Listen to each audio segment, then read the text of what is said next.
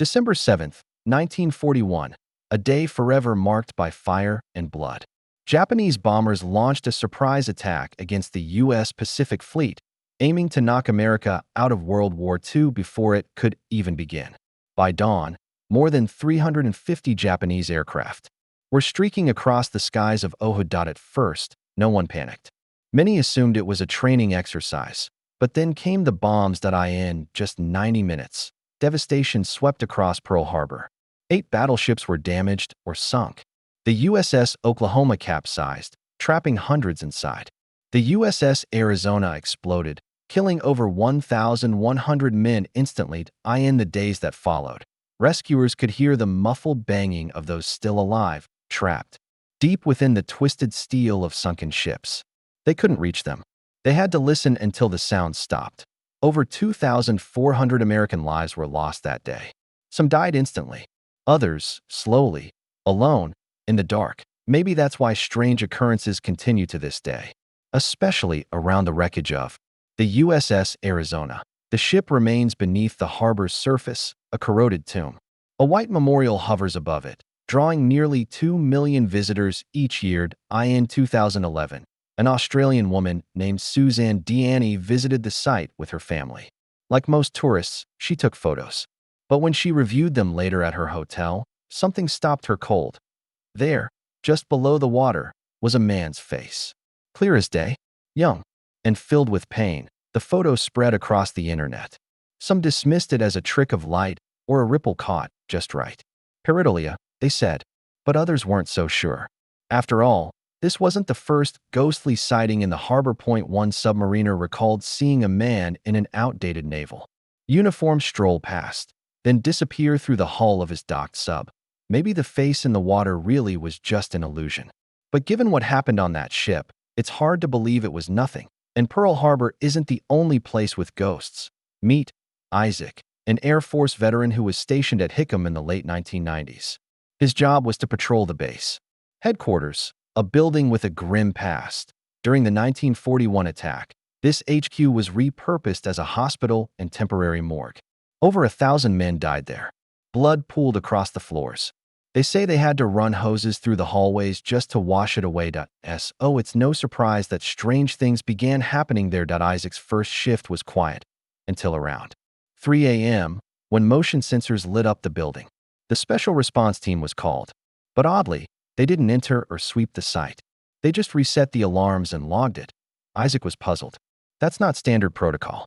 But his training officer simply said, it happens every night, around 0300 to 0330. The CQ post, normally inside, was moved to a shack outside the building. Why? Because no one wanted to sit in that lobby. Airmen reported footsteps on empty stairs, muffled voices, and the smell of decaying meat. Even military dogs, highly trained and fearless, refused to enter. They'd whimper, growl, and try to flee. Isaac experienced it all. Footsteps, voices, alarms triggered in rooms long secured. For 6 months, the motion sensors went off at the exact same time, every single night. Whatever haunts that building doesn't seem to rest. And it certainly doesn't follow protocol. Another veteran, username, Rare Notice 7417, shared a similar tale. His unit's building had once served as a commissary. But after the attack, they used its freezers to store the dead. Years later, it was converted back to a grocery store. But staff noticed odd things. Shadows, strange sounds, a feeling of being watched. And no one liked going into the old freezer rooms, now used to store cleaning supplies. Another sailor, Combat Wombat 23, recalled standing overnight watch at a building near the harbor. It was a SCAF, a sensitive compartmented facility, with heavy security. He was alone that night, all lights off. And yet, a secure door kept opening and opening. Again and again. Down in the basement gym, he said, something felt horribly wrong. Like the walls were watching. Pearl Harbor spirits aren't the only ones that walk the island. Long before America arrived, Hawaii had its own ghosts, the night marchers. These aren't just legends whispered by locals. They've been seen by soldiers, Marines, and sailors for decades. One soldier, posting under Napoleon was right, told of a strange sight during live fire training. He and his team were preparing to reset targets when they saw figures darting between buildings, moving impossibly fast, glowing red chem lights in hand. They thought it was OPFOR, opposing force for the exercise, but range control confirmed. No one else was out there. A full sweep turned up nothing. Locals believe the night marchers are spirits of ancient Hawaiian warriors. Loyal even in death, they're said to rise from their graves and walk the paths they once marched, often accompanied by drums and chants, and woe to those who stand in their way. Another story came from a group of Marines who were camping on the North Shore in 2021. They'd picked a familiar spot near Kainau Point, an area they'd used plenty of times before. The day was uneventful. They set up camp, went fishing, relaxed. But around 2 a.m., one Marine, still inside his tent, heard distant drumming, then the sound of synchronized marching. Faint at first, but drawing closer that he froze. Legends said never to look the night marchers in the eye. So he stayed silent, unmoving, eyes squeezed shut. Eventually, the sounds faded. When he woke up, he assumed it had been a dream, until a local woman approached their group that morning and casually asked, "Did you hear them last night?" Apparently, they had camped directly in the night marcher's path. Perhaps the most unsettling account came from a Marine named Reuben, an H&S, or headquarters and service member, stationed at Bellows Air Station, a remote training area on Oahu's southeastern edge. Bellows is old, mostly abandoned now except for training exercises. Its runways are cracked. Jungle has taken over. But according to Reuben, it holds more than history. One night, Reuben joined a night patrol as point man. His job was to navigate through dense jungle using only a compass and glow-in-the-dark markers. No GPS, no lights. After crossing an old runway, his compass began acting strangely. The needle spun wildly. No power lines nearby, no interference, nothing to explain it. Then he felt a tap on his shoulder. A whisper, "Go." He stepped off, assuming the command had come from his team leader, but after a few minutes, he realized he was completely alone. The jungle had swallowed every sound. His team had vanished. Panic set in, and then he heard voices, children laughing, women speaking, men shouting. It was faint, but it was there. Bushes rustled nearby. Reuben raised his rifle, empty, since this was just training, but ready to swing. It like a club. He turned and ran, following moonlight through the trees until he spotted the runway again. Finally, he found his team, still in their original position. They stared at him in confusion. His team leader pulled him aside. "Where the hell did you go?"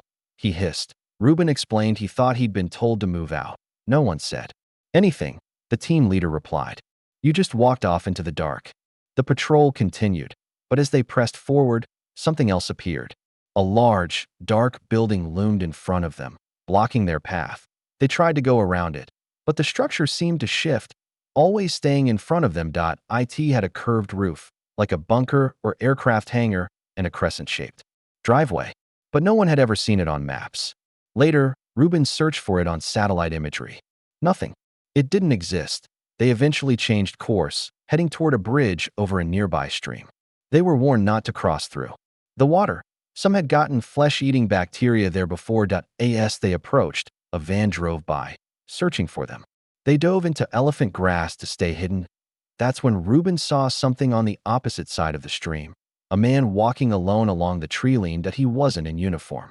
The moonlight caught his shape strangely. Reuben lifted his NVGs to get a better look. The man vanished, no sound. No movement. Just gone. They crossed the bridge quickly, taking cover on the other side. One of the radio operators asked to relieve himself. As he stepped off the trail, more headlights approached. The team leader tackled him midstream to keep him hidden. Everyone was tense. But the van passed without stopping. They returned to their route, reaching the end of their patrol. Back at base, Reuben approached the drivers of the van. "Who was the guy walking along the stream?" he asked. They looked confused. "No one got out," they said. "There wasn't anyone else out there but your team." "Then who? Or what had?"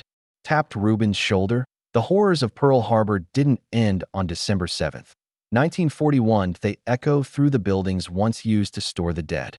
They drift through the water over sunken ships. They patrol the jungle paths once walked by warriors and spirits alike. Maybe it's just our minds playing tricks, or maybe the dead never really left.